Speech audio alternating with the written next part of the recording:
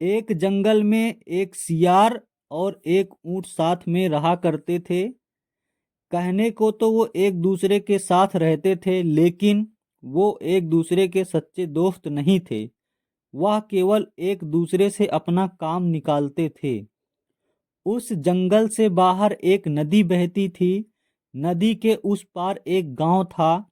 नदी के बगल खेत में एक किसान तरबूज की खेती करता था। जब तरबूज पकने लगे तो एक दिन सियार नदी के किनारे पानी पीने आया, तो उसका मन तरबूज खाने के लिए ललचाने लगा। लेकिन नदी काफी गहरी थी, जिस वजह से वह नदी पार करके खेत में तरबूज खाने के लिए नहीं जा सकता था। तरबूज की खुशबू से उसकी लार टपकने लगी, लेकिन वह बेबस था। अब सियार के दिमाग में केवल एक ही बात चलने लगी कि कैसे नदी के उस पार जाकर मीठे तरबूज को खाया जाए। सियार बहुत ही चालाक था। उसने सोचा, मैं जिस ऊंट के साथ रहता हूँ, अगर वह मेरी बात मान जाए तो मैं उस पार जाकर तरबूज को खा सकता हूँ। अब सियार ने योजना बनाई, अगर ऊंट मान जाता है तो मैं उसकी पीठ पर बैठ जाऊंगा, बड़े आराम से नदी पार कर लूंगा और नदी के उस पार जाकर तरबूज खा लूंगा।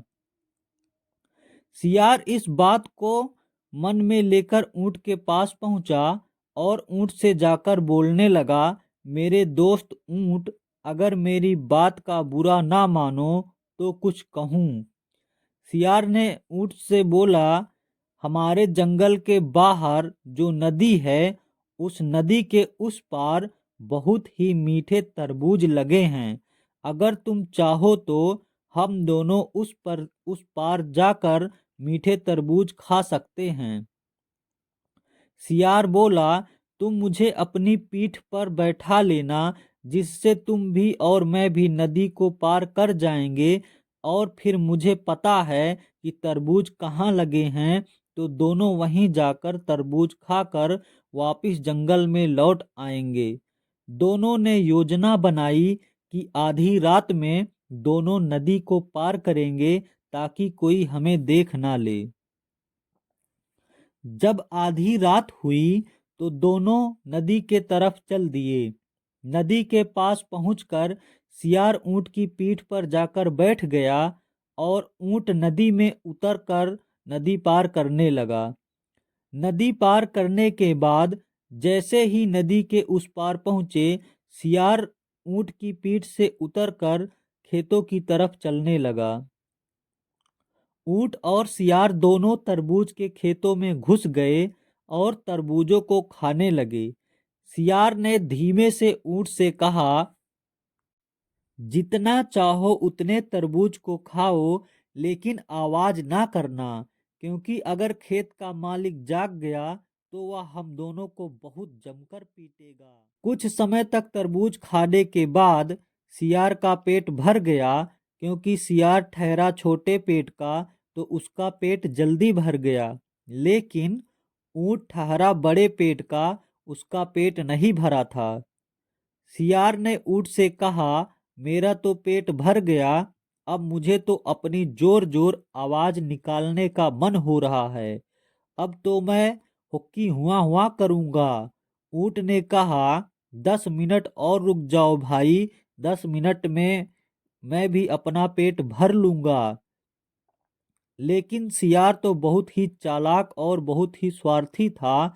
उसने ऊंट की बात नहीं मानी और जोर जोर से हुक्की हुआ हुआ करने लगा, अपनी आवाज निकालने लगा। सियार के चिल्लाने से खेत का मालिक जाग गया और जैसे ही उसने अपने खेत में देखा तो एक ऊंट उसके तरबूजों को खा रहा था। ऊंट को देखकर वह गुस्से से भर गया। उसने लाठी को उठाया और ऊंट की तरफ भागा और ऊंट पर लाठियां बरसाने लगा। सियार ठहरा छोटा सा और फुर्तीला, वह भागकर एक झाड़ी में छिप गया।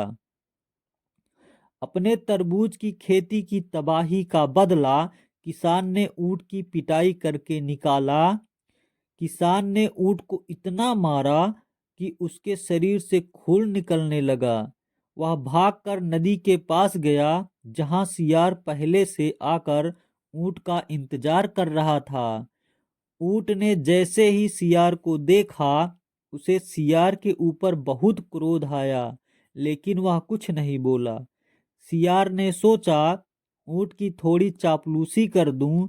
सियार ने कहा, कैसा निर्दयी किसान था, कितना मारा है, कितना खून निकल रहा है ऊंट भाई आपको। लेकिन ऊंट ने कोई जवाब नहीं दिया और नदी पार करने के उद्देश्य से नदी में उतर गया। जैसे ही ऊंट नदी में उतरा, सियार कूदकर ऊंट की पीठ पर बैठ गया, लेकिन ऊंट ने कुछ नहीं कहा। जब ऊंट नदी के बीच बहाव में पहुंचा, तो ऊंट ने सियार से कहा, भाई मेरा मन कर रहा है नदी में लौटने का। जैसे ही सियार ने ऊंट की ये बात सुनी, वह दंग रह गया और ऊंट के सामने गिड़गिड़ाने लगा। सियार बोला, ऊंट भाई ऐसा करो, मुझे नदी के उस पार छोड़ आओ, फिर लौट लेना। अगर तुम अभी लौटोगे तो मैं इस नदी में डूब ही जाऊंगा। मेरी परवाह करो ऊंट भाई। ऊंट ने कहा, कौन किसकी परवाह करता है। ना मेरे बोलने से तुम्हारा चिल्लाना रुका, अब ना तुम्हारे बोलने से मेरा लौटना रुकेगा। ऊंट ने सियार से इतना कहा और बीच नदी में ही लौटने लगा। जैसे ही ऊंट नदी में लौटने के लिए झुका, सियार नदी के बहाव से ही बह गया और डूबकर मर गया। ऊंट नदी से बाहर निकलकर जंगल में आ गया। दोस्तों, इस कहानी से आपको ये शिक्षा मिलती है कि किसी के साथ झूठ बोलोगे, धोखा दोगे, तो आपके साथ भी इसी सियार की तरह बुरा होगा। दोस्तों, कहानी अच्छी लगी हो तो वीडियो को लाइक कर दो, हमारे YouTube चैनल को सब्सक्राइब कर दो। धन्यवाद।